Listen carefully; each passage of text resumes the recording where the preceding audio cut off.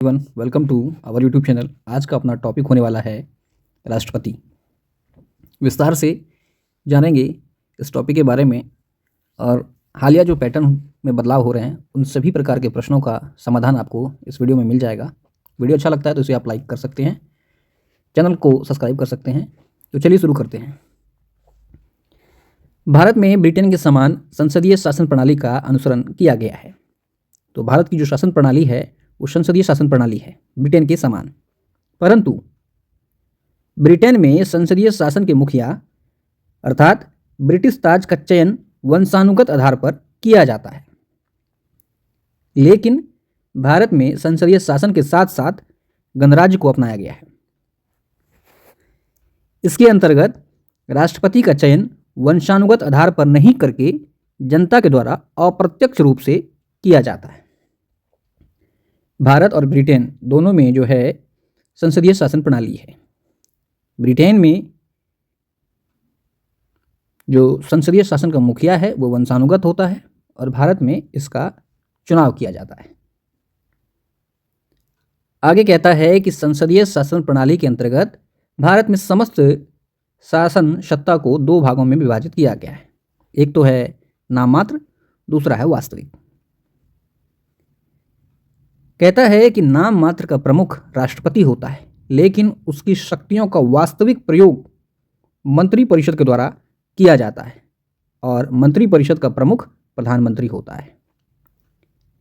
अगर हम यहाँ देखें तो कहता है कि राष्ट्रपति के लिए अनेक शब्दों का प्रयोग किया जाता है, जैसे कि नाम मात्र का प्रमुख, संवैधानिक अध्यक्ष, राष्ट्र का प्रमुख, गणराज्य का प्रमुख, प्रथम नागरिक, कार्यपालिका का प्रमुख, औपचारिक प्रमुख, संसदीय शासन का मुखिया, सर्वोच्च सेनापति, रबड़ स्टाम्प।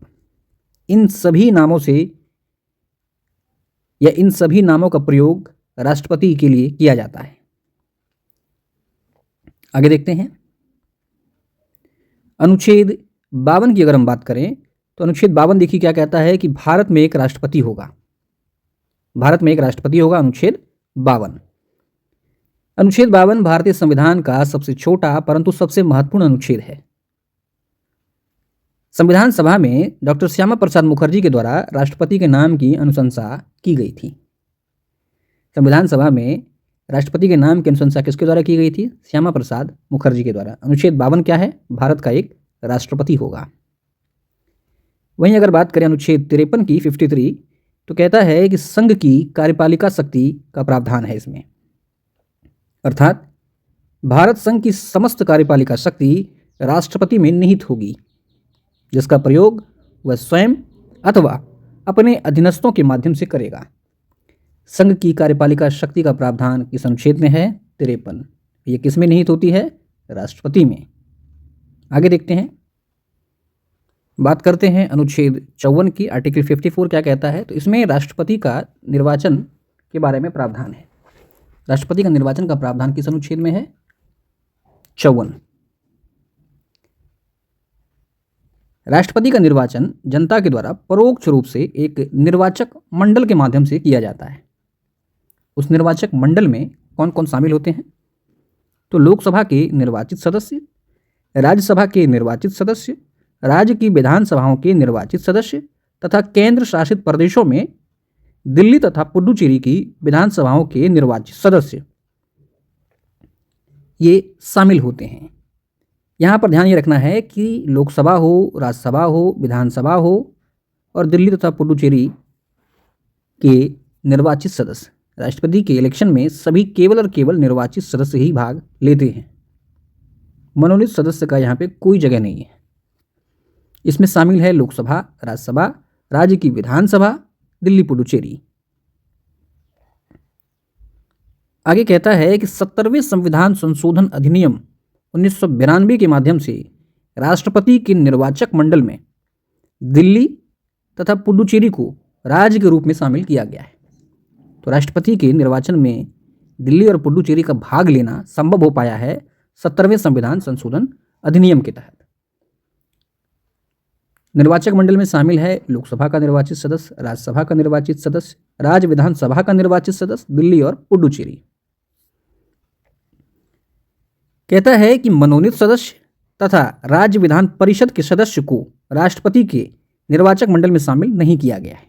ध्यान रखना है, राष्ट्रपति के निर्वाचन के संबंध में निर्वाचक मंडल का प्रावधान आयरलैंड से लिया गया है। निर्वाचक मंडल का प्रावधान कहाँ से लिया गया है? आयरलैंड से। इसके बारे में प्रावधान किस में है? अनुच्छेद 54 में। आगे कहता है कि संविधान सभा में के.टी. शाह के द्वारा वयस्क मताधिकार के आधार पर राष्ट्रपति के निर्वाचन की अनुशंसा की गई थी, परंतु इसे व्यवहारिक नहीं होने के कारण स्वीकार नहीं किया गया। तो ध्यान रखना है, वन लाइनर पूछ सकता है कि राष्ट्रपति का निर्वाचन वयस्क मताधिकार के आधार पर हो, इसकी अनुशंसा किसने की थी? के.टी. शाह ने। अब बात करेंगे अनुच्छेद 55 की, काफ़ी महत्वपूर्ण है। क्या कहता है, इसको विस्तार से समझते हैं। अनुपातिक प्रतिनिधित्व की एकल संक्रमणीय मत प्रणाली के द्वारा गुप्त मतदान से राष्ट्रपति को चुना जाता है। इससे पहले हम लोगों ने देखा कि राष्ट्रपति को चुनने वाला जो निर्वाचक मंडल है उसमें कौन कौन शामिल है। 54 में, 55 में देख रहे हैं कि राष्ट्रपति महोदय का चुनाव किस प्रकार से किया जाएगा। तो यह है अनुपातिक प्रतिनिधित्व की एकल संक्रमणीय मत प्रणाली के द्वारा। इसमें देखिए ये है क्या, इसको अगर समझने का प्रयास करें तो कहता है एकल संक्रमणीय मत पद्धति के अंतर्गत उम्मीदवार को विजयी होने के लिए एक न्यूनतम कोटा की आवश्यकता होती है। ये क्या है? जो कि कुल वैध मतों का 50% से एक अधिक होता है। इस पद्धति में मतदाता उम्मीदवार को केवल एक मत प्रदान करता है, परंतु अन्य उम्मीदवार के समक्ष वह वरीयता को भरता है। इसको अगर आप ध्यान से समझेंगे तो पहले तो हम लोगों ने यहाँ पे देखा कि कुल वैध मत का 50% होना चाहिए, 50% से एक अधिक। अब इसको ऐसे समझते हैं कि मान लेते हैं कुल वोट जो है 1000 है। यहाँ पर विनर जो भी होगा 50% प्लस 1, तो इसको चाहिए 501 वोट जीतने वाले को। अब अगर माना जाए कि 3 कोई कैंडिडेट है, ए, बी और सी। मान लेते हैं कि महोदय ए को 400 वोट आ रहा है, महोदय बी को 350 वोट आया और इन्हें 250 वोट आया। इस तरह से वोट का बंटवारा हुआ कि ए के पास 400 वोट गए, बी के पास 350 और सी के पास 250 वोट गए। यहाँ पर किसी एक को 501 वोट चाहिए, तो अभी इसमें कोई भी व्यक्ति नहीं जीत पाया है, तो यहाँ पे पकड़ा जाएगा सी को, जिसको सबसे कम वोट आया है 250 वोट। ठीक है, तो ये तो पहले ही चुनाव हार गया है, लेकिन इसको मिले जो वोट हैं वो बर्बाद नहीं होंगे। इसमें जो है, जो जिसे इन्होंने वोट दिया है वो वरीयता जो भरा गया है, अब उन वोटों पर जो सेकंड प्रेफरेंस लिखी होती है उसमें बांट दिया जाएगा। जैसे कि मान लेते हैं इस 250 वोट में 150 वोट और 100 वोट, इन्हें जो 250 वोट देने वाले व्यक्ति हैं उनकी पहली पसंद में 250 में दूसरी वरीयता में ए को है और फिर 100 वोट वी को है। ये उनका रेफरेंस है, वरीयता है उनके द्वारा। तो सी का जो वोट था 250, उसका 150 वोट चला जाएगा ए के पास और बी का 100 वोट चले जाएगा बी को पास। तो ए का 400 इधर था और 150 इधर से मिल गया, तो 550 वोट इसको प्राप्त हो गया। इसके पास 350 था पहले से और 100 मिल गया, तो 450 वोट। तो इस प्रकार ए की जो है जीत हो जाएगी। उम्मीद है आप इसको अगर समझ चुके हैं। आगे देखते हैं, यहाँ पे यही कह रहा है कि 50% से एक अधिक होता है जीतने के लिए आवश्यक।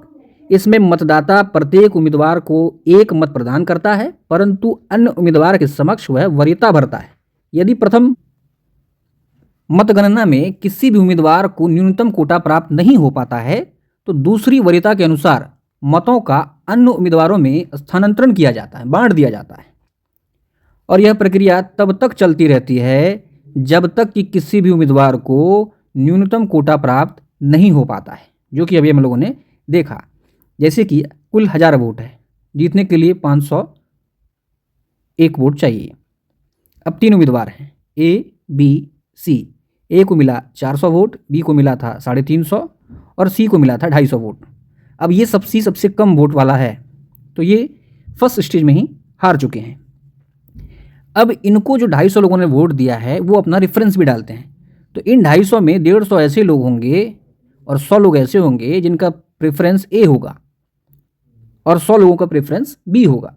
तो ये जो है ए वाला जो 150 लोग है वो ए के पास चले जाएगा। तो 400 और 150 550 वोट ए की हो गई जीत। ये प्रक्रिया चलती रहती है, कब तक? जब तक कि न्यूनतम कोटा प्राप्त नहीं हो जाता है। आगे अगर देखें तो कहता है कि वीवी गिरी किस बारे में कहता है कि दूसरी वरीयता से चुने जाने वाले एकमात्र राष्ट्रपति हैं वीवी गिरी। ये प्रथम कार्यवाहक राष्ट्रपति भी रहे हैं। इनके बारे में कहा जाता है कि अंतरात्मा की आवाज़ से चुने जाने वाले राष्ट्रपति और श्रमिक यूनियन से इनका संबंध रहा है वीवी गिरी का। इनके चुनाव को उच्चतम न्यायालय में चुनौती दी गई थी तथा इन्हें व्यक्तिगत तौर पर उच्चतम न्यायालय में उपस्थित होना पड़ा था। आगे बात करें, आगे कहता है राष्ट्रपति के चुनाव में संसद तथा विधानसभाओं के सदस्यों के मतों में एक रूपता लाने के लिए मत मूल्य निकाला जाता है। सांसद और जो विधायक हैं, सांसदों का मत मूल्य समान होता है क्योंकि ये समान जनसंख्या का प्रतिनिधित्व करते हैं, जबकि विधायकों का मत मूल्य अलग अलग होता है क्योंकि प्रत्येक राज्य के विधायक के द्वारा अलग अलग जनसंख्या का प्रतिनिधित्व किया जाता है। अब अगर बात करें एक विधायक का मत मूल्य की, तो देखिए क्या है एक विधायक का मत मूल्य? राज्य की कुल जनसंख्या बटे राज्य विधानसभा के निर्वाचित सदस्य भागा 1000। ये एक विधायक का मत मूल्य है। क्या है? राज्य की कुल जनसंख्या बटे राज्य विधानसभा में निर्वाचित सदस्य डिवाइडेड 1000। वहीं अगर एक सांसद का मत मूल्य की बात करें तो ये है समस्त राज्यों के विधायकों के मत मूल्यों का योग्य। पहले एक विधायक का मत मूल्य निकाल लेंगे और समस्त राज्य के विधायकों का मत मूल्य का योग निकालेंगे बटे संसद के जितने भी निर्वाचित सदस्य हैं उनसे भाग लगाएंगे, तो एक सांसद का मत मूल्य आ जाएगा। कहता है वर्तमान में एक सांसद का मत मूल्य 708 होता है। राष्ट्रपति के चुनाव में 1971 की जनगणना के आधार पर मत मूल्य निकाला जाता है। ठीक है। 84वें संविधान संशोधन अधिनियम 2001 के माध्यम से यह निर्धारित किया गया है कि वर्ष 2026 तक इसमें परिवर्तन नहीं किया जा सकता। तो ध्यान रखना है कौन सा संशोधन? 84वां संविधान संशोधन। बात करें अनुच्छेद 56 की, इसमें जो है कार्यकाल के बारे में प्रावधान किया गया है। ठीक है। अनुच्छेद 52 में अगर आप देखें तो भारत का एक राष्ट्रपति होगा। 53 में हम लोगों ने देखा था संघ की कार्यपालिका शक्ति राष्ट्रपति में निहित होती है। 54 में हम लोगों ने देखा था निर्वाचक मंडल। 55 में एकल संक्रमणीय मत प्रणाली के द्वारा राष्ट्रपति का निर्वाचन प्रक्रिया और 56 में है कार्यकाल। कहता है कि राष्ट्रपति अपने पद ग्रहण की तारीख से 5 वर्ष तक अपने पद पर बना रहता है। राष्ट्रपति उपराष्ट्रपति को अपना त्याग पत्र देकर भी पद से पहले मुक्त हो सकता है। उपराष्ट्रपति के द्वारा राष्ट्रपति के त्याग पत्र की सर्वप्रथम सूचना जो है लोकसभा अध्यक्ष को दी जाती है। ये सवाल डायरेक्ट पूछा गया किसी एग्जाम में, किसको देता है सूचना? तो देता है स्पीकर को। राष्ट्रपति को उसके कार्यकाल की समाप्ति के पूर्व महाभियोग के माध्यम से पद से हटाया जा सकता है, जिसकी प्रक्रिया का उल्लेख अनुच्छेद 61 में। महाभियोग की प्रक्रिया का उल्लेख किस अनुच्छेद में है? अनुच्छेद 61 में। आगे कहता है कि राष्ट्रपति अपने पद पर तब तक बना रहेगा जब तक कि उसका अगला जो उत्तराधिकारी है वो पद ग्रहण नहीं कर लेता है। तो ये था अपना अनुच्छेद 56। अब बात करेंगे अनुच्छेद 57 की, जिसमें है पुनर्निर्वाचन। असीमित अर्थात भारतीय संविधान के द्वारा राष्ट्रपति के पुनर्निर्वाचन पर कोई प्रतिबंध आरोपित नहीं किया गया है। एक ही राष्ट्रपति कई दफ़ा चुनाव लड़ सकता है, नियुक्त हो सकता है। हालांकि अमेरिका में एक व्यक्ति केवल 2 बार ही राष्ट्रपति के पद को धारण कर सकता है। तो 57 में जो है पुनर्निर्वाचन है, कोई बाध्यता नहीं है। बात करें अनुच्छेद 58 की, तो देखिए इसमें क्या कहता है। भारत का नागरिक हो, 35 वर्ष की आयु पूरी कर चुका हो, लोकसभा का सदस्य बनने की योग्यता रखता हो। कहाँ का सदस्य? लोकसभा का सदस्य बनने की योग्यता रखता हो। भारत सरकार या राज्य सरकार के अधीन लाभ के पद पर ना हो। आगे कहता है राष्ट्रपति, उपराष्ट्रपति, राज्यपाल, संघ तथा राज्य के मंत्री आदि लाभ के पद के दायरे में शामिल नहीं होंगे।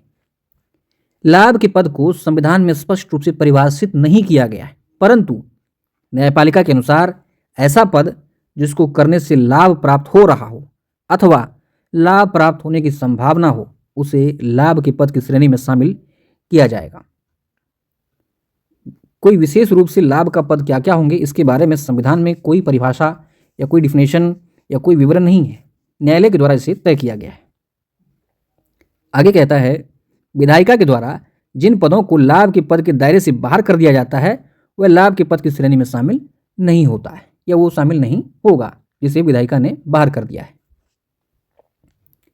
आगे कहता है कि राष्ट्रपति के निर्वाचक मंडल में, निर्वाचक मंडल अनुच्छेद 54, राष्ट्रपति के निर्वाचक मंडल के 50 सदस्य प्रस्तावक के रूप में तथा 50 सदस्य अनुमोदक के रूप में आवश्यक हैं, एवं इस पद की जमानत राशि जो है ये 15,000 रुपये है। यदि किसी उम्मीदवार को कुल मतों का 1/6 मत प्राप्त नहीं कर पाता है तो उसकी जमानत राशि जब्त हो जाएगी। ये भी ध्यान में रखना है। कितने प्रस्तावक? 50। कितने अनुमोदक? 50। जमानत राशि 15,000। कितना वोट नहीं लाने पर जो जमानत राशि जब्त हो जाएगी? 1/6 मत। आगे देखते हैं अनुच्छेद 59 में क्या है। शर्तें। किसी भी संसद या विधानमंडल के सदस्य को राष्ट्रपति के रूप में निर्वाचित नहीं किया जाएगा तथा यदि कोई भी सांसद या विधानमंडल का सदस्य राष्ट्रपति के रूप में निर्वाचित हो जाता है तो उसे पद ग्रहण की तारीख से वहां से त्यागपत्र देना होगा। आगे कहता है कि राष्ट्रपति अपने कार्यकाल के दौरान अन्य किसी भी लाभ के पद को धारण नहीं कर सकेगा। वह बिना किराया दिए हुए शासकीय निवास का प्रयोग करेगा तथा राष्ट्रपति के कार्यकाल के दौरान उसके वेतन, भत्तों, सुविधा, उपलब्धि में कटौती नहीं की जा सकती। बात करें राष्ट्रपति के वेतन की तो ये होता है 5 लाख, जो कि भारित है भारत की संचित निधि पर। बात करेंगे अनुच्छेद 60 की, जो कि है शपथ।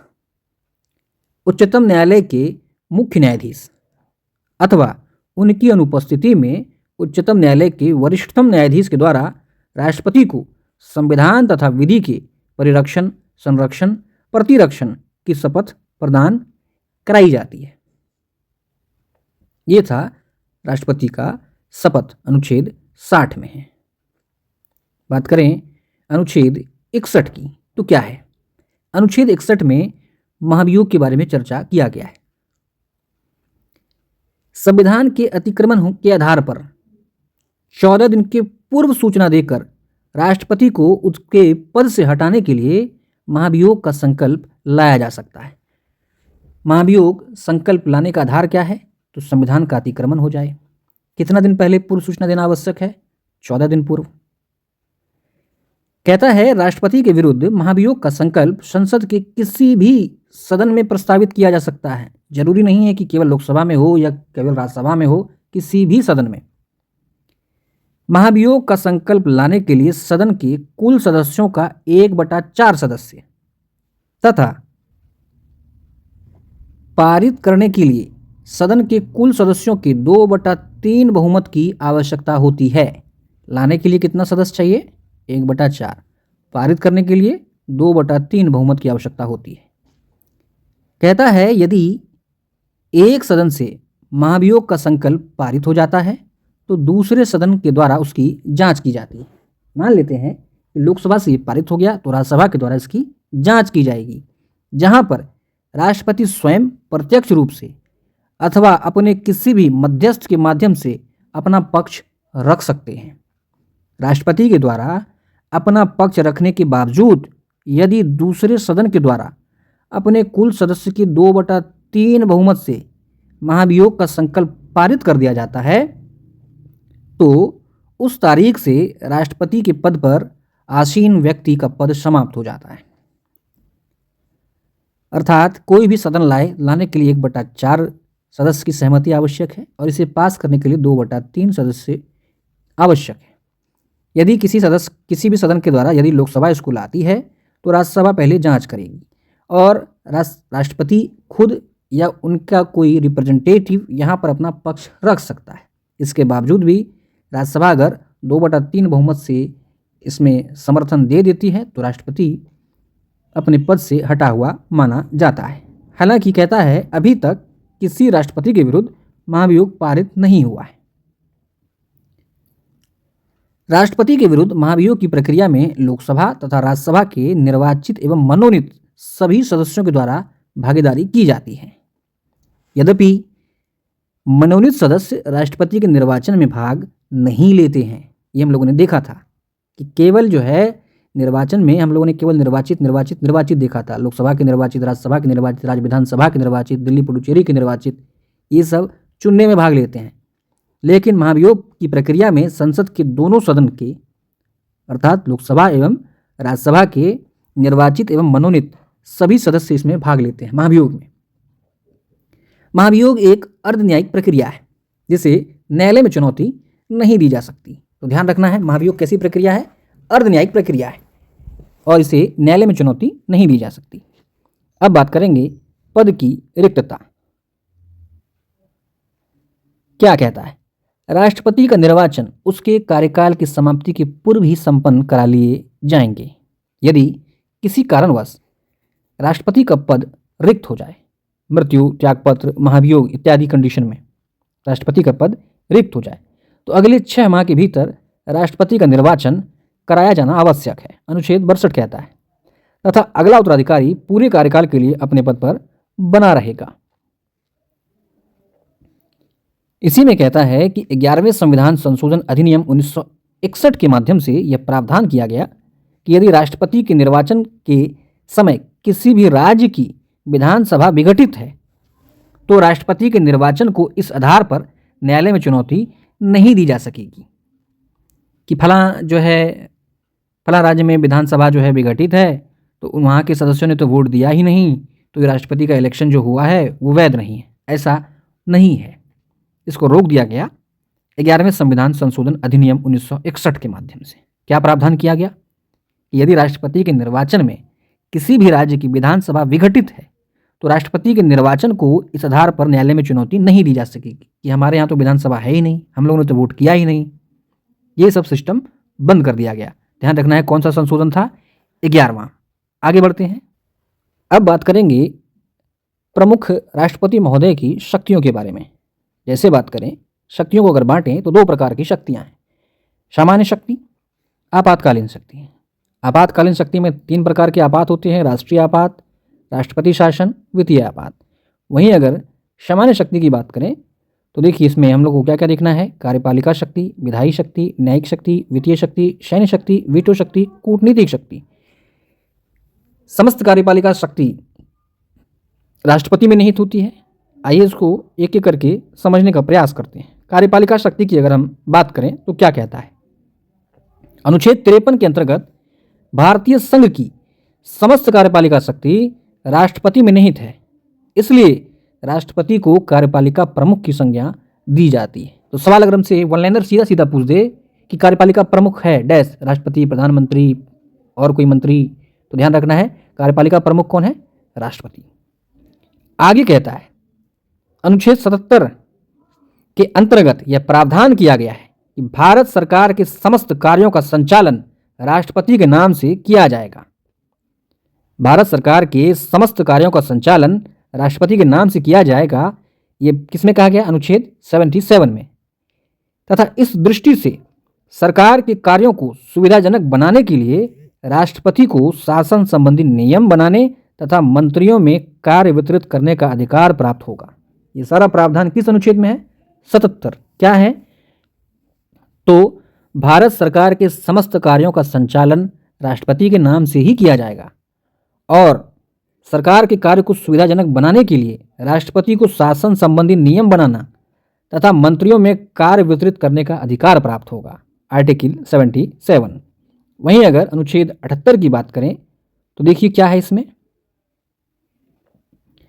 अनुच्छेद 78 के अंतर्गत यह उपबंध किया गया है कि राष्ट्रपति प्रशासन तथा विधान के संबंध में प्रधानमंत्री से सूचना प्राप्त कर सकेगा एवं प्रधानमंत्री का यह दायित्व होगा कि वह राष्ट्रपति को समस्त प्रशासन संबंधी सूचना प्रदान करे। अर्थात अनुच्छेद 78 में कहा गया है कि राष्ट्रपति को अधिकार है कि वह विधान के संबंध में प्रधानमंत्री से सूचना प्राप्त कर सके और प्रधानमंत्री का यह कर्तव्य है कि वह राष्ट्रपति को सूचना प्रदान करे। आगे अगर बात करें आर्टिकल 239 की 239 की, तो इसके अंतर्गत केंद्र शासित प्रदेशों का प्रशासन राष्ट्रपति के नाम से किया जाता है। केंद्र शासित प्रदेशों का प्रशासन राष्ट्रपति के नाम से किया जाता है। किस अनुच्छेद में है? अनुच्छेद 239 में, 239 में। वहीं अगर बात करें अनुच्छेद 240 की, तो इसमें क्या है? अनुच्छेद 240 के अंतर्गत राष्ट्रपति को अंडमान निकोबार द्वीप समूह, लक्षद्वीप, दादर नगर हवेली, दमन द्वीप, पुडुचेरी केंद्र शासित प्रदेश के लिए नियम बनाने की शक्ति प्राप्त है। ध्यान रखना है कि इन सभी क्षेत्रों के लिए नियम बनाने की शक्ति राष्ट्रपति के पास है। किस अनुच्छेद के तहत? 240 के तहत। अनुच्छेद 263 की अगर हम बात करें तो कहता है 263 के अंतर्गत केंद्र तथा राज्यों के मध्य सहयोग स्थापित करने के लिए एवं राज्यों के मध्य उत्पन्न विवादों के समाधान तथा उसमें परस्पर समन्वय स्थापित करने के लिए लोकहित की दृष्टि से राष्ट्रपति के द्वारा अंतर्राज्यीय परिषद का गठन किया जाता है, जिसकी अध्यक्षता प्रधानमंत्री के द्वारा की जाती है। अनुच्छेद 63 क्या कहता है कि सेंटर और स्टेट के बीच सहयोग स्थापित हो एवं स्टेट और स्टेट के बीच जो विवाद होते हैं उसका समाधान हो और एक अच्छा कोऑर्डिनेशन बने सभी के बीच में। इसलिए राष्ट्रपति के द्वारा अंतर्राज्यीय परिषद का गठन किया जाता है। ये प्रावधान है अनुच्छेद 263 में। और अंतर्राज्यीय परिषद का अध्यक्षता कौन करता है? प्रधानमंत्री। आगे देखते हैं अनुच्छेद 341। ये क्या है? अनुच्छेद 341 के अंतर्गत राष्ट्रपति के द्वारा राज्यपाल से परामर्श के पश्चात लोक अधिसूचना के माध्यम से किसी भी जाति को अनुसूचित जाति के रूप में उद्घोषित कर सकता है। ध्यान रखिए, राष्ट्रपति के द्वारा राज्यपाल के परामर्श के पश्चात लोक अधिसूचना के माध्यम से किसी भी जाति को अनुसूचित जाति के रूप में उद्घोषित कौन कर सकता है? राष्ट्रपति। ये प्रावधान किस अनुच्छेद में है? 341, 341 में। तो सभी जो महत्वपूर्ण अनुच्छेद आते जा रहे हैं उनको हमें ध्यान में रखना है। नेक्स्ट देखिए क्या है आर्टिकल 342 की। अनुच्छेद 342 के अंतर्गत राष्ट्रपति के द्वारा राज्यपाल से परामर्श के पश्चात लोक अधिसूचना के माध्यम से किसी भी जाति को अनुसूचित जनजाति के रूप में घोषित कर सकता है। बिल्कुल ये 341 की तरह ही है, बस यहाँ पर एक जगह है अनुसूचित जाति, एक जगह अनुसूचित जनजाति। 342 इसी में क्लॉज भी है 342A। ये क्या कहता है? अनुच्छेद 342A के तहत 102वें संविधान संशोधन अधिनियम 2018 के माध्यम से इसे जोड़ा गया है। इसके अंतर्गत यह प्रावधान किया गया है कि राष्ट्रपति के द्वारा राज्यपाल से परामर्श के पश्चात लोक अधिसूचना के माध्यम से किसी भी जाति को पिछड़े वर्ग के रूप में उद्घोषित किया जा सकता है। अनुच्छेद 342A संशोधन कौन सा है? 102वां संशोधन। आगे अगर बात करें नियुक्तियों की, तो देखिए प्रधानमंत्री तथा उसकी सलाह से मंत्रियों की नियुक्ति राष्ट्रपति महोदय के द्वारा की जाती है। राज्यों में राज्यपाल, उच्चतम तथा उच्च न्यायालय के न्यायाधीश, महान्यायवादी, नियंत्रक व महालेखा परीक्षक, लोकपाल, उपराज्यपाल तथा प्रशासक, दिल्ली तथा पुडुचेरी के मुख्यमंत्री, संघ लोक सेवा आयोग के अध्यक्ष तथा सदस्य, मुख्य निर्वाचन आयुक्त एवं अन्य निर्वाचन आयुक्तों की नियुक्ति, मुख्य सूचना आयुक्त, अन्य आयुक्त, मुख्य सतर्कता आयुक्त एवं अन्य सतर्कता आयुक्त, राष्ट्रीय अनुसूचित जाति एवं जनजाति के अध्यक्ष, इन सभी की नियुक्ति जो है राष्ट्रपति महोदय के द्वारा की जाती है। जितने भी महत्वपूर्ण पद आप यहाँ पर देख रहे हैं, इन सभी की नियुक्ति कौन करता है? राष्ट्रपति महोदय। आगे देखते हैं, बात करेंगे विधायी शक्ति के बारे में। क्या क्या विधायी शक्तियाँ राष्ट्रपति को प्राप्त है? अनुच्छेद 79, अनुच्छेद 79 के अंतर्गत राष्ट्रपति को संसद का अभिन्न अंग बनाया गया है, अर्थात संसद का गठन राष्ट्रपति, लोकसभा तथा राज्यसभा से मिलकर होता है। ये जो संसद में कौन कौन शामिल है? राष्ट्रपति, लोकसभा, राज्यसभा। ये प्रावधान है अनुच्छेद 79 में। आगे कहता है अनुच्छेद 80 के अंतर्गत राष्ट्रपति के द्वारा राज्यसभा में 12 सदस्यों को मनोनीत किया जाता है, जिसका संबंध साहित्य, विज्ञान, कला, समाज सेवा आदि क्षेत्रों से होता है।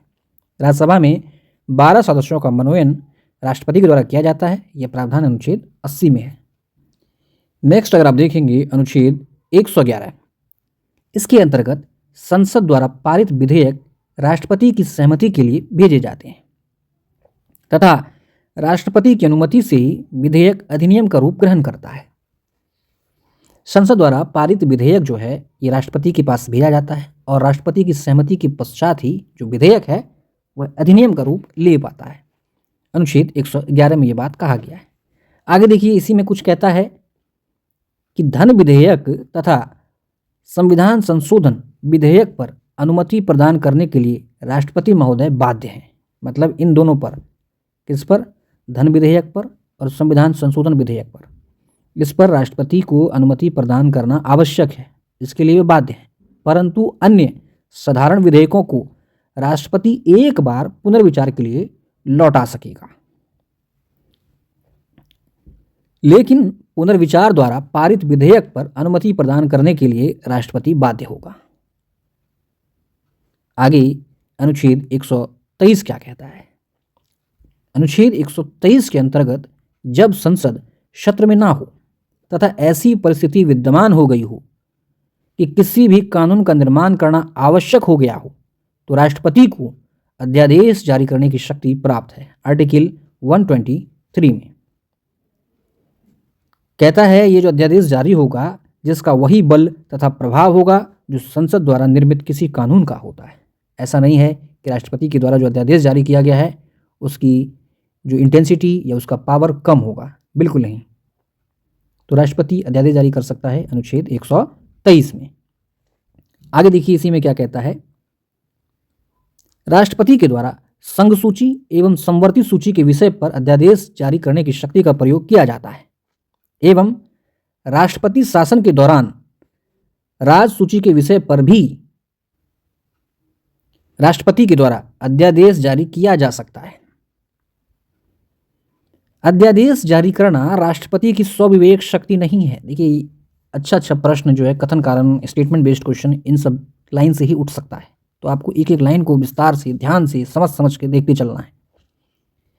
अध्यादेश जारी करना राष्ट्रपति की स्वविवेक शक्ति नहीं है, अर्थात केंद्रीय मंत्रिमंडल के द्वारा राष्ट्रपति के नाम पर अध्यादेश जारी किया जाता है, ना कि ये कोई स्वविवेक शक्ति नहीं है। ये कहता है कि अध्यादेश की अधिकतम जो अवधि है ये 6 माह तथा सत्र आयोजित होने पर 6 सप्ताह तक बनी रहती है। क्या कह रहा है कि राष्ट्रपति द्वारा जो अध्यादेश जारी किया जाता है इसका मैक्सिमम टाइम पीरियड है 6 माह, और जब सत्र सेशन स्टार्ट हो जाता है तो 6 सप्ताह तक ये बना रहता है। यदि इस बीच इस अध्यादेश को संसद का अनुमोदन प्राप्त हो जाता है, मतलब संसद उस अध्यादेश को आगे बढ़ा देती है, सपोर्ट कर देती है, तब तो वह एक अधिनियम का रूप ग्रहण कर लेता है, और नहीं तो उसका बल तथा प्रभाव समाप्त हो जाता है 6 सप्ताह के पश्चात।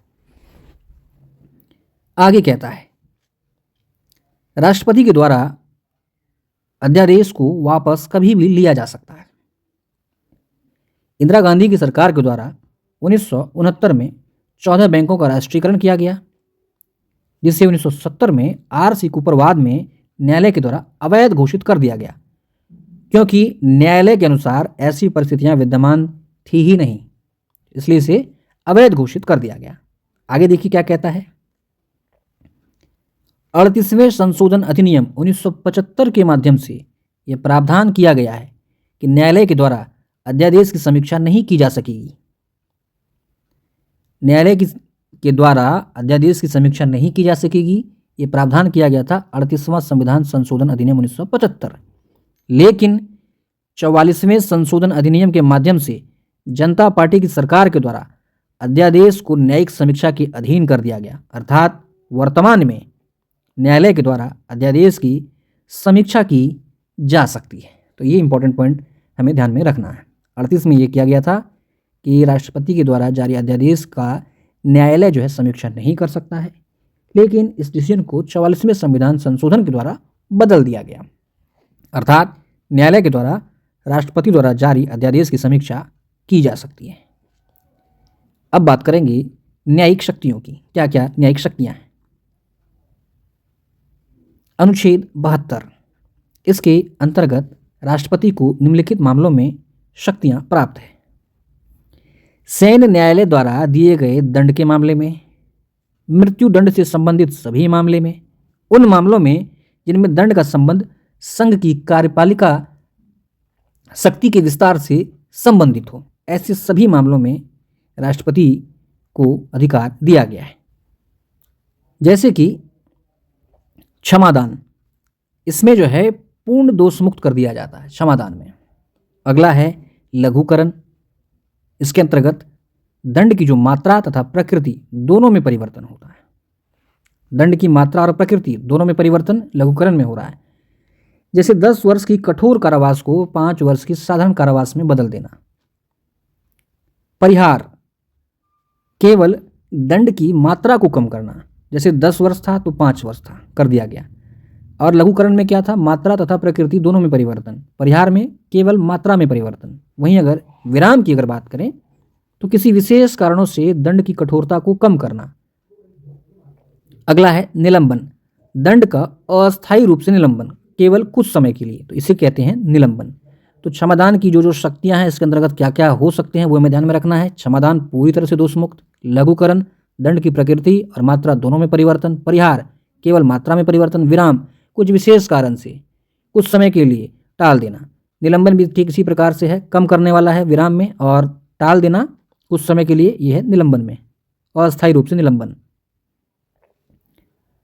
आगे कहता है मारूराम वर्सेस भारत संघवाद में यह निर्धारित किया गया है कि राष्ट्रपति के क्षमादान की शक्ति की न्यायिक समीक्षा की जा सकती है, अर्थात राष्ट्रपति को जो न्यायिक शक्ति प्राप्त है उसकी समीक्षा की जा सकती है। केहर सिंहवाद में न्यायालय के द्वारा यह निर्धारित किया गया कि राष्ट्रपति क्षमादान की शक्ति का प्रयोग मंत्री परिषद के परामर्श से करेगा। दो बातें हमें, दो केस ध्यान में रखना है। मारूराम वर्सेस भारत संघवाद में क्या निर्धारित किया गया कि राष्ट्रपति के क्षमादान की जो शक्ति है न्यायिक, उसका न्यायिक समीक्षा किया जा सकता है। और केहर सिंहवाद में क्या कहा गया? तो न्यायालय के द्वारा यह निर्धारित किया गया कि राष्ट्रपति क्षमादान की शक्ति का प्रयोग मंत्री परिषद के परामर्श से करेगा। तो ये दोनों बात हमें ध्यान में रखना है।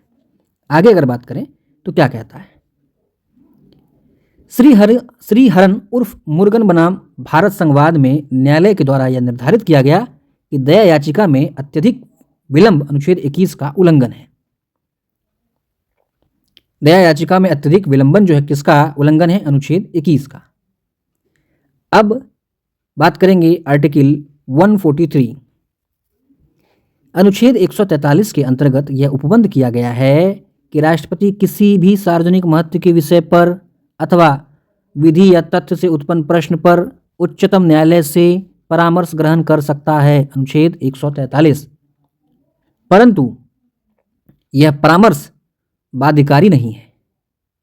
राष्ट्रपति के द्वारा उच्चतम न्यायालय से परामर्श लिया जा सकता है 143 के तहत आर्टिकल, लेकिन यह परामर्श बाध्यकारी नहीं है, अर्थात उच्चतम न्यायालय राष्ट्रपति को परामर्श प्रदान करने के लिए बाध्य नहीं है एवं न ही राष्ट्रपति उच्चतम न्यायालय के द्वारा दिए गए परामर्श को मानने के लिए बाध्य है।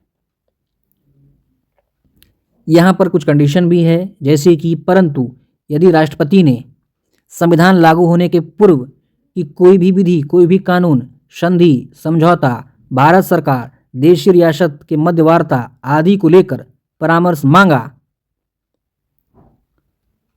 तो वहां पर उच्चतम न्यायालय राष्ट्रपति को परामर्श प्रदान करने के लिए बाध्य है, परंतु राष्ट्रपति उस परामर्श को मानने के लिए बाध्य नहीं है।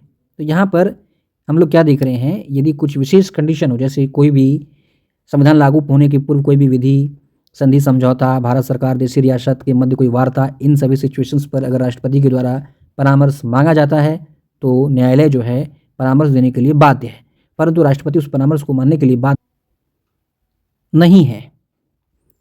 परामर्श प्रदान करते समय उच्चतम न्यायालय में संवैधानिक पीठ का गठन किया जाता है, जिसमें मुख्य न्यायाधीश सहित कुल 5 न्यायाधीश शामिल होते हैं।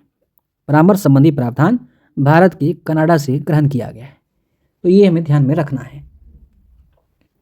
कुछ विशेष स्थिति में सुप्रीम कोर्ट जो है परामर्श देने के लिए बाध्य है और राष्ट्रपति उन परामर्शों को मानने के लिए बाध्य नहीं है। अब बात करेंगे वित्तीय शक्ति की। क्या है? राष्ट्रपति के नाम पर प्रतिवर्ष वार्षिक वित्तीय विवरण पत्र, बजट प्रस्तुत किया जाता है। किसके नाम पर? राष्ट्रपति के नाम पर। आगे कहता है कि राष्ट्रपति की पूर्व सिफारिश से समस्त धन विधेयक लोकसभा में प्रस्तावित किए जाते हैं। किसकी पूर्व सिफारिश से समस्त धन विधेयक लोकसभा में प्रस्तावित किए जाते हैं? राष्ट्रपति की। आगे कहता है कि आकस्मिक निधि पर राष्ट्रपति का नियंत्रण होता है। आकस्मिक निधि पर किसका नियंत्रण होता है? राष्ट्रपति का। अनुच्छेद 280 के अंतर्गत राष्ट्रपति के द्वारा केंद्र तथा राज्यों के मध्य वित्त की समीक्षा के लिए तथा राज्यों को भारत की संचित निधि से अनुदान प्रदान करने के लिए प्रत्येक 5 वर्ष पर वित्त आयोग का गठन किया जाता है। इसके द्वारा? राष्ट्रपति के द्वारा, अनुच्छेद 280 के तहत। धन विधेयक पेश होगा किसकी अनुमति पूर्व? राष्ट्रपति की। आकस्मिक निधि पर किसका नियंत्रण होगा? राष्ट्रपति का। राष्ट्रपति के नाम पर ही प्रतिवर्ष वार्षिक वित्तीय विवरण पत्र प्रस्तुत किया जाता है। ये सभी राष्ट्रपति के वित्तीय शक्ति के अंतर्गत शामिल है। अब अगर हम बात करें सैन्य शक्ति की, तो आइए देखते हैं क्या है। राष्ट्रपति भारत में सर्वोच्च सेनापति की भूमिका का निर्वहन करता है तथा इसके अंतर्गत वह तीनों सेनाओं के प्रमुखों की नियुक्ति करता है। राष्ट्रपति के द्वारा ही युद्ध एवं शांति की उद्घोषणा की जाती है तथा भारत की सेना को अन्यत्र पत्र भेजा जाता है। बात करें कूटनीतिक शक्ति की, तो राष्ट्रपति के द्वारा राजदूतों तथा उच्चायुक्तों की नियुक्ति की जाती है एवं दूसरे देशों के राजदूत के भारत में प्रमाण पत्र को स्वीकार किया जाता है। ये सब जो राजदूत होते हैं, एम्बेसडर, इनकी नियुक्ति की जाती है राष्ट्रपति महोदय के द्वारा। आगे कहता है राज्य का प्रमुख होने के कारण राष्ट्रपति अंतर्राष्ट्रीय जगत में भारत का प्रतिनिधित्व करता है एवं भारत सरकार के द्वारा सभी अंतर्राष्ट्रीय संधियां तथा समझौते ये राष्ट्रपति के नाम से ही किए जाते हैं।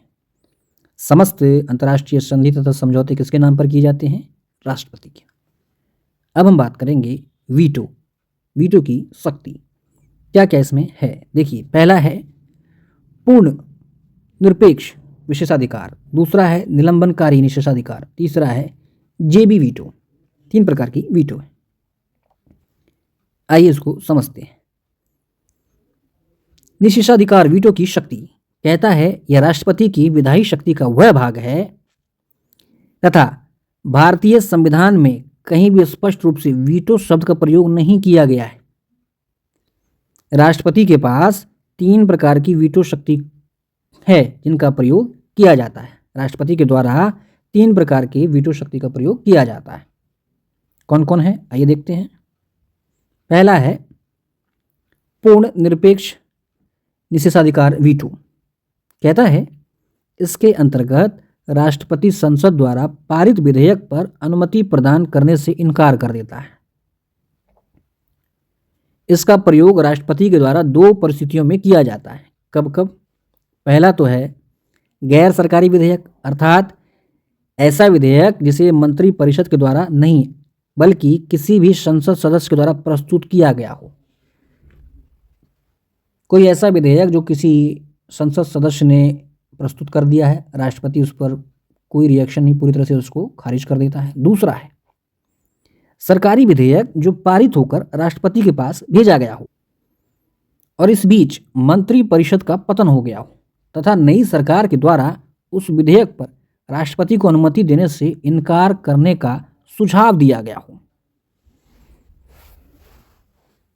उदाहरण की अगर बात करें, 1954 में डॉक्टर राजेंद्र प्रसाद के द्वारा पेप्सू विधेयक पर पूर्ण निषेधाधिकार का प्रयोग किया गया था। पेप्सू विधेयक पर तो दो परिस्थिति में पूर्ण निषेधाधिकार का प्रयोग राष्ट्रपति महोदय के द्वारा किया जाता है। अगला अगर बात करें निलंबनकारी, तो ये क्या है? इसके अंतर्गत राष्ट्रपति विधेयक को पुनर्विचार के लिए लौटा सकता है कि एक बार इस पर आप फिर से विचार करें, परंतु यदि संसद द्वारा पुनर्विचार के पश्चात दोबारा विधेयक पारित कर दिया जाता है तो वहां पर अनुमति प्रदान करने के लिए राष्ट्रपति बाध्य होगा। उदाहरण देख लेते हैं। 2006 में राष्ट्रपति एपीजे अब्दुल कलाम के द्वारा सांसदों की नियोक्ता संबंधी विधेयक को संसद के पास पुनर्विचार के लिए लौटाया गया था। कब? 2006 में। राष्ट्रपति कौन थे? एपीजे अब्दुल कलाम। तीसरा है जेबी निषेधाधिकार। इसके अंतर्गत राष्ट्रपति ना तो विधेयक पर अनुमति प्रदान करता है ना ही अनुमति देने से इनकार करता है, अर्थात विधेयक राष्ट्रपति के पास सुरक्षित पड़ा रहता है। पहला में था पूरी तरह से उसको मना कर दिए, दूसरा में है कि एक चांस दिए कि आप इस पर पुनर्विचार करिए, और फिर वो पुनर्विचार के बाद जब लौट के राष्ट्रपति के पास आता है तो राष्ट्रपति महोदय उस सिचुएशन में बाध्य हो जाते हैं सहमति के लिए। तीसरा है कि ना तो उसको मना कर रहे हैं ना अनुमति दे रहे हैं, केवल अपने पास रखे हैं। आगे कहता है कि भारतीय संविधान में इस बात का पाबंद नहीं किया गया है कि संसद द्वारा पारित विधेयक पर कितनी अवधि में राष्ट्रपति के द्वारा अनुमति प्रदान की जाएगी। ठीक है। उदाहरण की अगर बात करें, 1986 में डाकघर विधेयक पर राष्ट्रपति ज्ञानी जैल सिंह के द्वारा जेबी निषेधाधिकार का प्रयोग किया गया था। तो तीनों एग्जाम्पल हमें ध्यान में रखना है। पूर्ण निषेधाधिकार की बात करें तो 1954 में राजेंद्र प्रसाद के द्वारा पेप्सू विधेयक पर, 2006 में निलंबनकारी विधेयक का प्रयोग किया था एपीजे अब्दुल कलाम ने सांसदों की नियोक्ता संबंधी विधेयक पर, इसको पुनर्विचार के लिए उन्होंने भेज दिया था। और तीसरा है डाकघर विधेयक पर राष्ट्रपति ज्ञानी जैल सिंह के द्वारा कोई ना अनुमति दी गई ना इसमें कुछ किया गया, अपने पास रख लिया गया।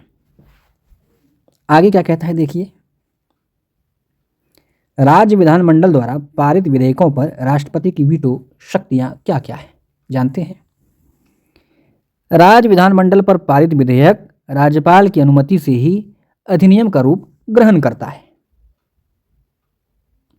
तथा विधानमंडल द्वारा पारित विधेयक पर राज्यपाल जो है स्वीकृति प्रदान कर सकता है, स्वीकृति सुरक्षित रख सकता है। धन विधेयक को छोड़कर अन्य साधारण विधेयकों को विधानमंडल के पास पुनर्विचार के लिए लौटा सकता है। आगे कहता है राज्यपाल जो है विधेयक को राष्ट्रपति के विचारार्थ हेतु आरक्षित रख सकता है। इतनी सारी शक्तियां जो है राज्यपाल कर सकता है। क्या क्या? स्वीकृति प्रदान कर दिया, स्वीकृति सुरक्षित रख सकता है, धन विधेयक को छोड़ करके अन्य विधेयक को पुनर्विचार के लिए लौटा सकता है, या कुछ विधेयक को राष्ट्रपति के विचारार्थ करने के लिए रख सकता है। आगे कहता है राज्यपाल के द्वारा यदि राज्य विधानमंडल के द्वारा पारित विधेयक को राष्ट्रपति के विचारार्थ हेतु आरक्षित रखा जाता है तो अनुच्छेद 201 के अंतर्गत राष्ट्रपति जो है उस विधेयक पर अपना स्वीकृति प्रदान कर सकता है, विधेयक पर स्वीकृति सुरक्षित रख सकता है, विधेयक को राज्यपाल के माध्यम से पुनर्विचार के लिए विधानमंडल के पास भेज सकता है।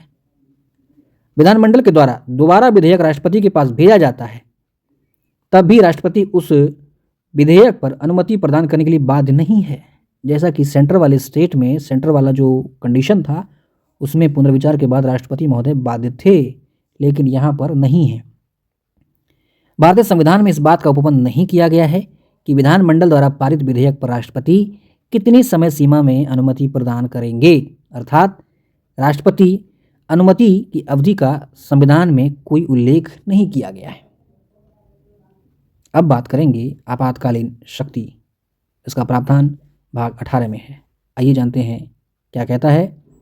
भारतीय संविधान में देश की एकता तथा अखंडता एवं राज्यों की सुरक्षा व्यवस्था को लेकर आपातकालीन प्रावधानों का उल्लेख किया गया है, जो कि 1935 के भारत शासन अधिनियम से प्रभावित है। आपातकालीन शक्तियां, पहला है राष्ट्रीय आपात। अनुच्छेद 352 में इसके बारे में प्रावधान किया गया है। कहता है 42वें संविधान संशोधन अधिनियम 1976 के माध्यम से यह प्रावधान किया गया कि राष्ट्रीय आपात की घोषणा संपूर्ण देश अथवा उसके किसी भी भाग में की जा सकती है। आवश्यक परिस्थिति की बात करें तो कह रहा है तीनों में से कोई एक आधार अथवा उसकी संभावना विद्यमान होने पर युद्ध, बाह्य आक्रमण, सशस्त्र विद्रोह। ये सशस्त्र विद्रोह जो है 44वां संविधान संशोधन के द्वारा जोड़ा गया है। क्या कहता है ये? यदि राष्ट्रीय आपात की उद्घोषणा युद्ध या बाह्य आक्रमण के आधार पर की गई है तो उसे बाह्य आपात एवं सशस्त्र विद्रोह के आधार पर की गई हो तो उसे आंतरिक आपात की संज्ञा दी जाती है।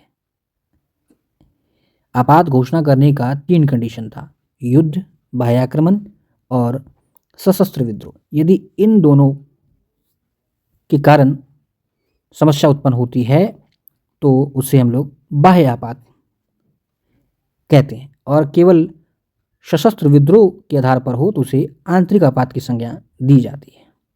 बात करेंगे लागू करने का क्या तरीका है, तो कहता है 44वें संशोधन अधिनियम 1978 के माध्यम से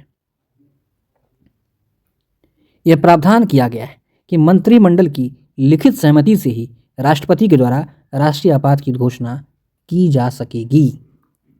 अर्थात केवल प्रधानमंत्री की सहमति से राष्ट्रपति राष्ट्रीय आपात की घोषणा नहीं कर सकता है। ऐसा नहीं है कि केवल प्रधानमंत्री ने कह दिया और राष्ट्रपति महोदय ने राष्ट्रीय आपात लगा दिया है। जी नहीं, 44वां संविधान संशोधन द्वारा यह प्रावधान कर दिया गया कि मंत्रिमंडल की लिखित सहमति से ही राष्ट्रपति द्वारा राष्ट्रीय आपात की उद्घोषणा की जा सकेगी। बात करें जारी रखने की क्या प्रक्रिया है, तो राष्ट्रीय आपात के प्रस्ताव को 1 माह के भीतर, इंपॉर्टेंट ध्यान रखिएगा, 1 माह के भीतर संसद के समक्ष रखा जाना आवश्यक है तथा राष्ट्रीय आपात के संकल्प का संसद के दोनों सदनों के द्वारा अलग अलग विशेष बहुमत से, अर्थात सदन की कुल सदस्य संख्या का बहुमत तथा उपस्थित एवं मतदान में भाग लेने वाले 2/3 सदस्यों की स्वीकृति आवश्यक है। बहुत इंपॉर्टेंट बात है कि जारी रखने की क्या प्रक्रिया है, तो राष्ट्रीय आपात के प्रस्ताव को 1 माह के भीतर संसद के समक्ष रखा जाना आवश्यक है। सीधा सीधा टाइमलाइन पूछता है। राष्ट्रीय आपात का जो संकल्प है संसद के दोनों सदनों के द्वारा अलग अलग विशेष बहुमत से, विशेष बहुमत अर्थात कुल सदस्य संख्या का बहुमत और उपस्थित एवं मतदान में भाग लेने वाले 2/3 सदस्यों की स्वीकृति आवश्यक है। आगे कहता है यदि इस समय लोकसभा विघटित है तो राष्ट्रीय आपात के संकल्प को राज्यसभा के द्वारा मंजूरी प्रदान की जाएगी, लेकिन यदि नई लोकसभा के पुनर्गठन पर 30 दिन के भीतर राष्ट्रीय आपात के संकल्प को मंजूरी मिलना आवश्यक है, अन्यथा राष्ट्रपति आपात का प्रभाव समाप्त हो जाएगा। क्या कह रहा है, यदि लोकसभा विघटित हो तो राज्यसभा के द्वारा मंजूरी प्रदान किया जाएगा, लेकिन अगर नया लोकसभा चुन के आता है और 30 दिन के भीतर राष्ट्रीय आपात के संकल्प को मंजूरी नहीं देता है तो राष्ट्रीय आपात जो है समाप्त हो जाएगा। बात करें इसकी अवधि क्या है, तो कहता है प्रारंभ में 6 माह के लिए तथा अधिकतम अनिश्चित काल के लिए, परंतु हर 6 माह पर संसद द्वारा विशेष बहुमत से राष्ट्रीय आपात के संकल्प को मंजूरी मिलना आवश्यक है। ये ध्यान रखना है, केवल 6 माह के लिए, ऐसे अगर देखा जाए तो निश्चित काल के लिए, परंतु प्रत्येक 6 माह पर संसद द्वारा विशेष बहुमत से इस राष्ट्रीय आपात के संकल्प को मंजूरी मिलना आवश्यक है। अब बात करेंगे इस उद्घोषणा के क्या क्या प्रभाव हैं। कहता है कि केंद्र की सरकार राज्यों की कार्यपालिका को दिशा निर्देश जारी कर सकेगी कि उन्हें अपने शासन का संचालन किस प्रकार से करना है। केंद्र की सरकार जो है ये राज्य को निर्देश जारी करती है, अर्थात राज्य सरकार पर केंद्र का पूर्ण नियंत्रण स्थापित हो जाता है तथा समस्त संघात्मक शासन प्रणाली एकात्मक व्यवस्था में परिवर्तित हो जाती है। अच्छा लाइन है, पूछ सकता है घुमा करके। तो ये पहला प्रभाव देख रहे हैं उद्घोषणा का प्रभाव। राष्ट्रीय आपात के दौरान राज्य सरकारों को निलंबित नहीं किया जाता है। ध्यान रखिएगा, केवल 2 लाइन हो सकता है, आपको देखिए पूछ देखिए कौन सा सही है कि समस्त संघात्मक शासन प्रणाली एकात्मक व्यवस्था में परिवर्तित हो जाती है। राष्ट्रीय आपात के दौरान राज्य सरकार को निलंबित कर दिया जाता है।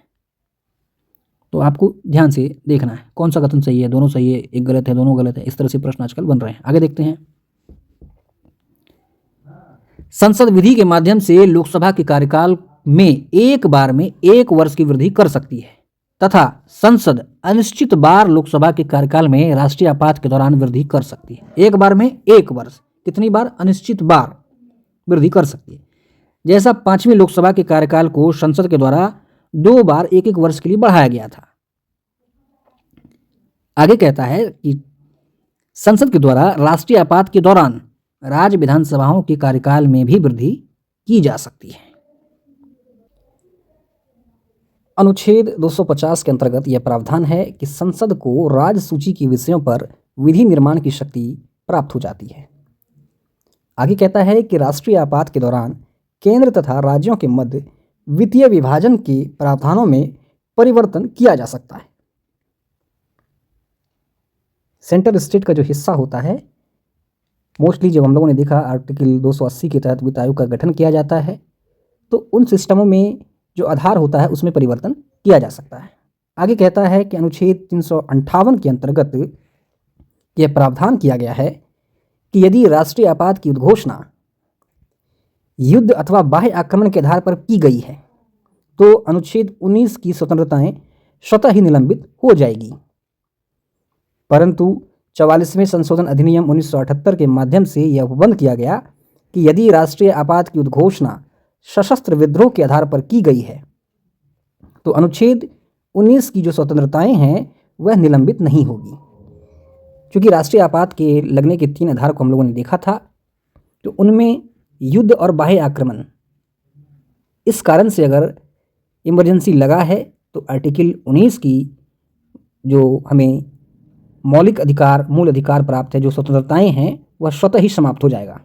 लेकिन यदि राष्ट्रीय आपात इमरजेंसी सशस्त्र विद्रोह के आधार पर लगा है तो अनुच्छेद 19 की स्वतंत्रताएं निलंबित नहीं होगी। ये प्रावधान कर दिया गया है 44वां संशोधन अधिनियम के तहत।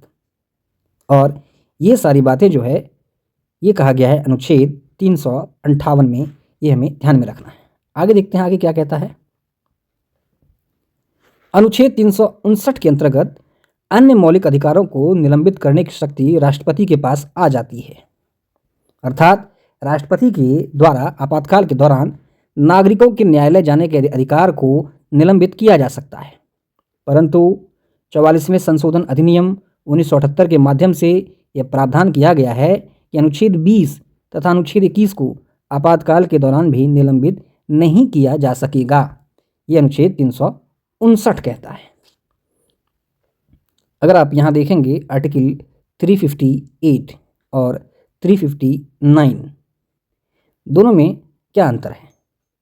358 कहता है कि यदि इमरजेंसी युद्ध और बाह्य आक्रमण के आधार पर हुआ हो तो आर्टिकल 19 की स्वतंत्रता जो है ये समाप्त हो जाती है। लेकिन 44वां संशोधन के द्वारा यह प्रावधान किया गया है कि यदि आपातकाल इमरजेंसी सशस्त्र विद्रोह के आधार पर हो तो अनुच्छेद 19 की जो स्वतंत्रताएं हैं समाप्त नहीं होती। ये 358 में है।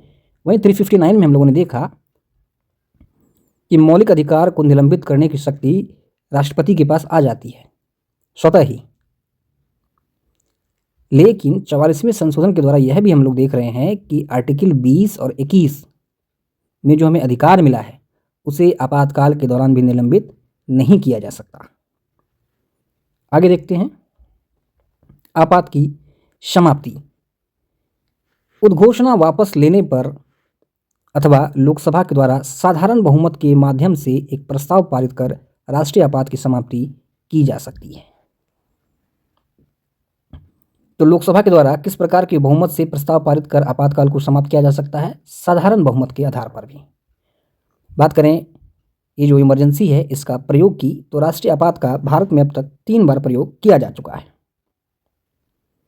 पहला प्रयोग अगर हम देखें तो 1962 में बाह्य आक्रमण के आधार पर किया गया था भारत चीन युद्ध हुआ था, जहां पर राष्ट्रपति थे डॉक्टर कृष्णन और प्रधानमंत्री थे जवाहरलाल नेहरू। उसके बाद दूसरी बार ये लगा 1971 में। यह भी बाह्य आक्रमण के आधार पर किया गया था। भारत पाक युद्ध हुआ था, जिसमें वीवी गिरी जो हैं ये राष्ट्रपति थे और इंदिरा गांधी प्रधानमंत्री थी। तीसरी बार जो इमरजेंसी लगा है ये 1975 में, 1975 ये लगा था आंतरिक अशांति के आधार पर। इस समय डॉक्टर फखरुद्दीन अली अहमद राष्ट्रपति थे और इंदिरा गांधी प्रधानमंत्री थी। इमरजेंसी पर अगर हम बात करें न्यायपालिका का दृष्टिकोण तो क्या है, देखते हैं। 38वें संशोधन अधिनियम 1975 के माध्यम से यह प्रावधान किया गया है कि राष्ट्रीय आपात की न्यायालय के द्वारा समीक्षा नहीं की जा सकेगी। अर्थात राष्ट्रीय आपात जो लगा है, न्यायालय उसका समीक्षा नहीं कर सकेगा। 38वां संशोधन ये कहता है। लेकिन 44वां संशोधन अधिनियम 1978 के माध्यम से न्यायपालिका को आपातकाल की समीक्षा का अधिकार प्रदान किया गया। अर्थात वर्तमान में न्यायालय आपातकाल की समीक्षा कर सकता है। तो ये भी हमें ध्यान में रखना है। अब हम लोग बात करेंगे राष्ट्रपति शासन या राज्य में आपात। इसका प्रावधान अनुच्छेद 356 में किया गया है। क्या कहता है, देखिए।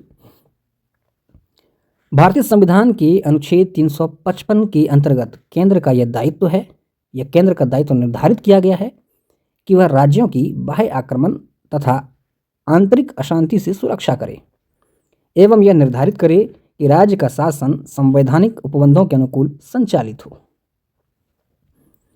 355 में कहा गया है कि केंद्र का दायित्व है क्या, कि किसी बाह्य आक्रमण से या आंतरिक अशांति होने पर उसकी रक्षा करें। दूसरी बात कहा गया है कि राज्य का जो शासन है संवैधानिक तौर तरीके से चले, इसको भी सुनिश्चित करे। कहता है क्षेत्र की अगर बात करें तो एक राज्य अथवा एक साथ कई राज्यों में राष्ट्रपति शासन की घोषणा की जा सकती है। बात करें स्टेट इमरजेंसी की आवश्यक परिस्थितियां की तो कहता है यदि राज्य का शासन संवैधानिक उपबंध के अनुकूल संचालित नहीं हो रहा हो अथवा राज्य का संवैधानिक तंत्र विफल हो गया हो तो इसको लगाया जा सकता है। दूसरा, अनुच्छेद 365 के अंतर्गत राज्यों के द्वारा केंद्र द्वारा दिए गए निर्देशों की अवहेलना की गई हो, इस कंडीशन में भी राष्ट्रपति शासन राज्य में लगाया जा सकता है। अब बात करें इसको लागू करने का क्या तरीका है, तो कहता है राज्यपाल के द्वारा लिखित प्रतिवेदन पर अथवा केंद्र के द्वारा स्वतः संज्ञान के आधार पर किसी भी राज्य में राष्ट्रपति शासन की घोषणा की जा सकती है। ये इसका लागू करने का प्रक्रिया है। कब? यदि राज्यपाल लिखित प्रतिवेदन दे दे या फिर केंद्र स्वतः संज्ञान में ले ले। अब बात करेंगे इसको जारी रखने की क्या प्रक्रिया है। राष्ट्रपति शासन के प्रस्ताव को 2 माह की अवधि के भीतर संसद के समक्ष रखा जाना अनिवार्य है। स्टेट इमरजेंसी को 2 माह की अवधि के भीतर संसद के समक्ष रखा जाना अनिवार्य है तथा संसद के दोनों सदनों के द्वारा साधारण बहुमत के माध्यम से संकल्प को सहमति प्रदान करने पर राष्ट्रपति शासन जारी हो जाता है। इससे पूर्व जब हम लोगों ने आपातकाल की बात की थी, इमरजेंसी की बात की थी, तो वहाँ पर 1 माह था और ये साधारण बहुमत नहीं था, विशेष बहुमत था। उपस्थित और मतदान करने वाले 2/3 बहुमत था। तो ये सभी हमें ध्यान में रखना है। इसमें कहता है कि राष्ट्रपति शासन के प्रस्ताव को 2 माह के भीतर संसद के समक्ष रखा जाना अनिवार्य है तथा संसद के दोनों सदनों के द्वारा साधारण बहुमत के माध्यम से संकल्प अगर पारित हो जाए तो राष्ट्रपति शासन जारी हो जाता है। आगे कहता है यदि इस समय लोकसभा विघटित है तो संकल्प को मंजूरी राज्यसभा के द्वारा प्रदान की जाएगी, परंतु नई लोकसभा के पुनर्गठन पर 30 दिन की अवधि के भीतर उसकी मंजूरी आवश्यक है, अन्यथा राष्ट्रपति शासन का प्रभाव समाप्त हो जाएगा। बात करें इसकी अवधि की, राष्ट्रपति शासन को प्रारंभ में 6 माह के लिए अधिकतम 3 वर्ष के लिए लगाया जा सकता है, परंतु 44वें संशोधन अधिनियम 1978 के माध्यम से यह प्रावधान किया गया है कि किसी भी राज्य में 1 वर्ष से ज़्यादा राष्ट्रपति शासन को जारी रखने के लिए निम्न परिस्थितियों का होना आवश्यक है।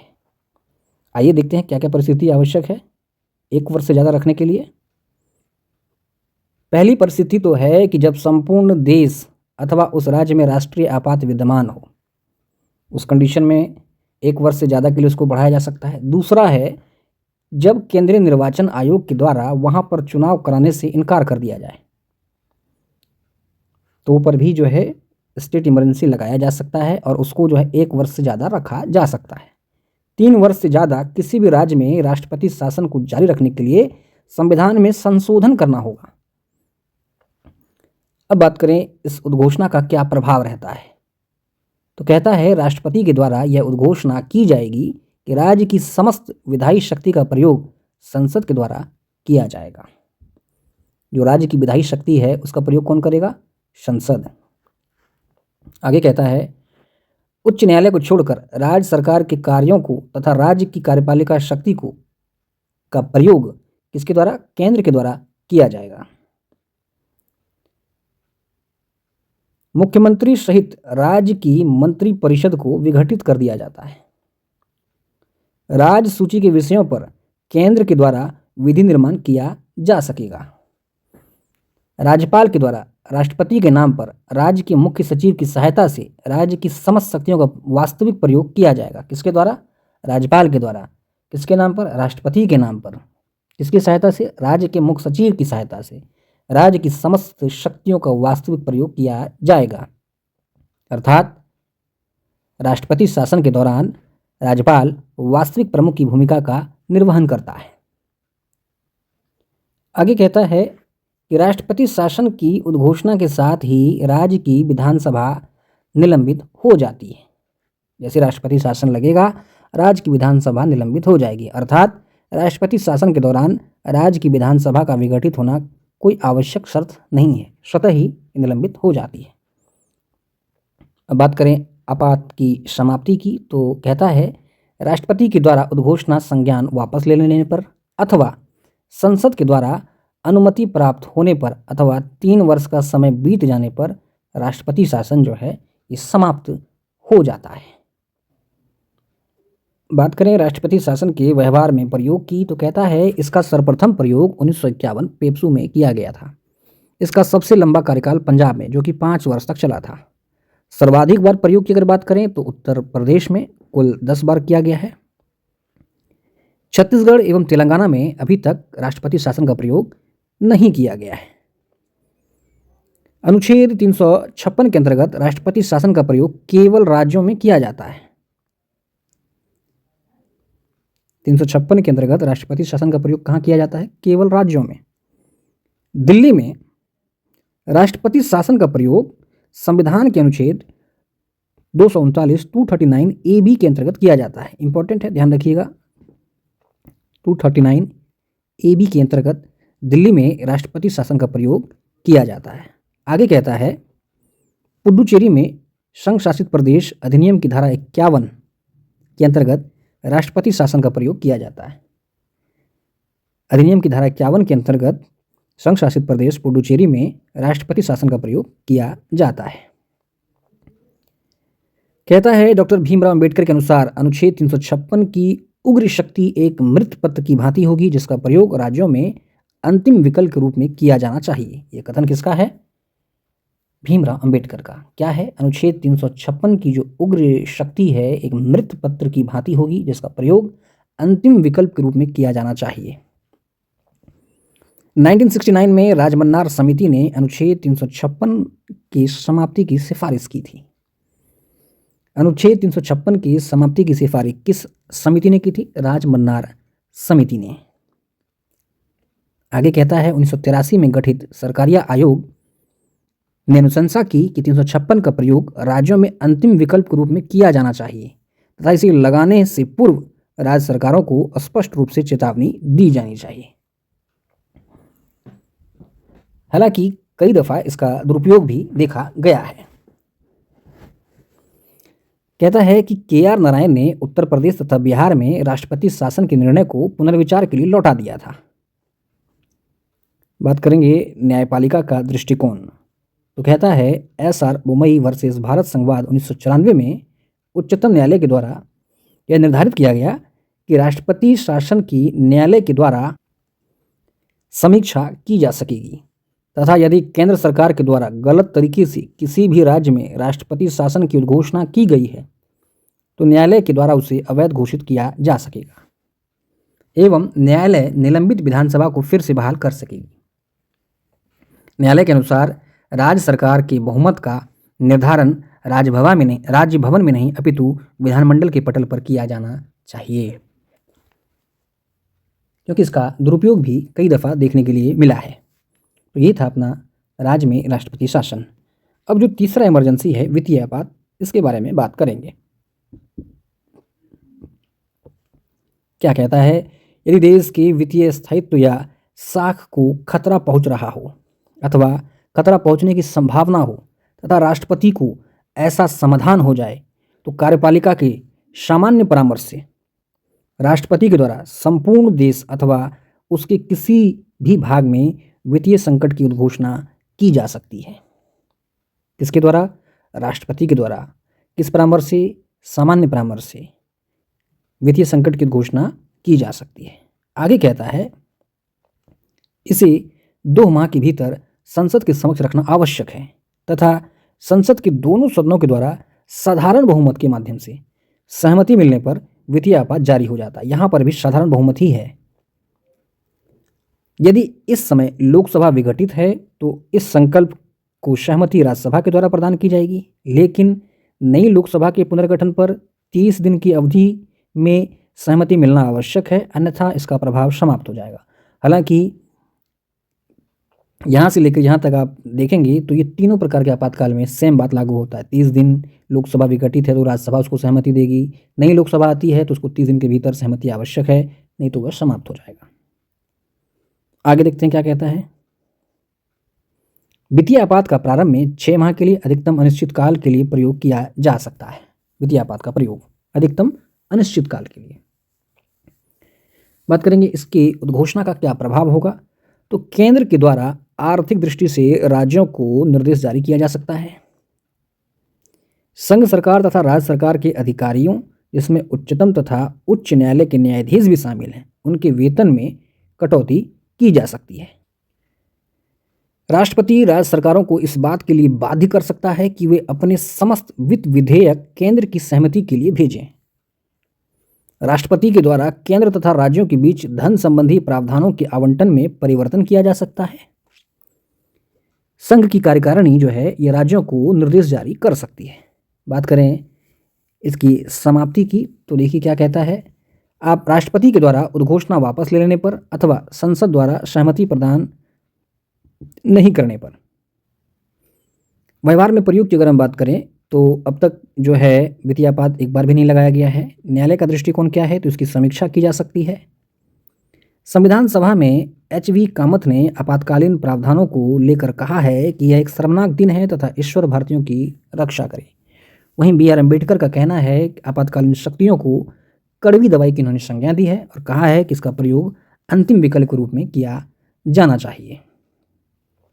बात करें राष्ट्रपति की स्थिति की तो एक स्थिति है वास्तविक प्रमुख के रूप में, दूसरा है नाममात्र या संवैधानिक प्रमुख के रूप में राष्ट्रपति की क्या स्थिति है। वास्तविक प्रमुख के रूप में राष्ट्रपति की स्थिति की अगर हम लोग बात करें तो क्या कहता है, आइए देखते हैं। अनुच्छेद 53 के अंतर्गत भारत संघ की कार्यपालिका शक्ति राष्ट्रपति में निहित की गई है, जिसका प्रयोग वह स्वयं या अपने अधीनस्थों के माध्यम से करता है। आर्टिकल 53। अनुच्छेद 74 के अंतर्गत यह प्रावधान किया गया है कि राष्ट्रपति को उसके समस्त कार्यों में सहायता तथा सलाह प्रदान करने के लिए एक मंत्री परिषद होगा, जिसका अध्यक्ष प्रधानमंत्री होगा। आगे कहता है अनुच्छेद 361 के अंतर्गत राष्ट्रपति को उसके व्यक्तिगत कार्यों से उन्मुक्त प्रदान की गई है। आर्टिकल 361, जिसके अनुसार राष्ट्रपति के कार्यकाल के दौरान उस पर दंडिक कार्यवाही नहीं की जा सकेगी तथा दीवानी मामलों में 2 माह पूर्व राष्ट्रपति को सूचित करना होगा। दीवानी मामलों में आगे कहता है कि निम्न परिस्थितियों में राष्ट्रपति के द्वारा अपनी स्वविवेक शक्ति का प्रयोग कर वास्तविक प्रमुख की भूमिका निभाई जा सकती है। कुछ ऐसी परिस्थिति हैं जिनमें राष्ट्रपति अपने स्वविवेक शक्ति का प्रयोग करते हैं। क्या क्या है कहता है यदि लोकसभा में किसी भी राजनीतिक दल को स्पष्ट बहुमत प्राप्त नहीं है तो प्रधानमंत्री की नियुक्ति को लेकर राष्ट्रपति महोदय जो है स्वविवेक शक्ति का प्रयोग करते हैं। इसके अलावा मंत्रिपरिषद के अल्पमत में होने पर या उसके विघटन को लेकर, लोकसभा के विघटन को लेकर, पॉकेट वीटो के प्रयोग को लेकर, प्रधानमंत्री के विरुद्ध अभियोग चलाने की अनुमति को लेकर, ये कुछ कंडीशन हैं जिनमें राष्ट्रपति अपने स्वविवेक शक्ति का प्रयोग करके वास्तविक प्रमुख के रूप में कार्य करते हैं। अब हम बात करें नाममात्र या औपचारिक प्रमुख के रूप में राष्ट्रपति की क्या स्थिति है। तो कहता है भारत में संसदीय शासन प्रणाली का अनुसरण किया गया है, जिसके अंतर्गत संविधान निर्माताओं के द्वारा राष्ट्रपति को नाममात्र के प्रमुख की भूमिका प्रदान की गई है। जैसे कि भीमराव अंबेडकर के अनुसार भारत में राष्ट्रपति की वही स्थिति है जो ब्रिटिश सम्राट की है। 42वें संशोधन अधिनियम 1976 के माध्यम से राष्ट्रपति को मंत्रिपरिषद की सलाह मानने के लिए बाध्य कर दिया गया है। वहां पर राष्ट्रपति महोदय अपनी शक्ति का वास्तविक प्रयोग नहीं कर सकते हैं, उन्हें बाध्य कर दिया गया। आगे कहता है 44वें संशोधन अधिनियम 1978 के माध्यम से राष्ट्रपति को पुनर्विचार का अधिकार प्रदान किया गया, अर्थात राष्ट्रपति एक बार मंत्रिपरिषद की सलाह को पुनर्विचार के लिए लौटा सकता है, परंतु पुनर्विचार के पश्चात पारित सलाह को मानने के लिए राष्ट्रपति बाध्य होगा। इन स्थितियों में राष्ट्रपति महोदय जो हैं ये वास्तविक प्रमुख के रूप में भूमिका नहीं निभा सकते हैं। कहता है 24वें संविधान संशोधन अधिनियम 1971 के माध्यम से राष्ट्रपति को संविधान संशोधन विधेयक पर अनुमति प्रदान करने के लिए बाध्य कर दिया गया है। संविधान संशोधन विधेयक पर अनुमति राष्ट्रपति की देनी आवश्यक है, उन्हें बाध्य कर दिया गया। ये किस संशोधन अधिनियम से संबंधित है? 24वां, ध्यान रखिएगा। आगे संविधान का अतिक्रमण होने पर महाभियोग द्वारा इसे हटाया जा सकता है। ये प्रमुख स्थिति है जिसमें ये वास्तविक रूप में इनकी स्थिति नहीं झलकती है। ये था अपना आज का राष्ट्रपति का संपूर्ण टॉपिक। उम्मीद है वीडियो आपको अच्छा लगा होगा। मिलते हैं अगले किसी टॉपिक के साथ।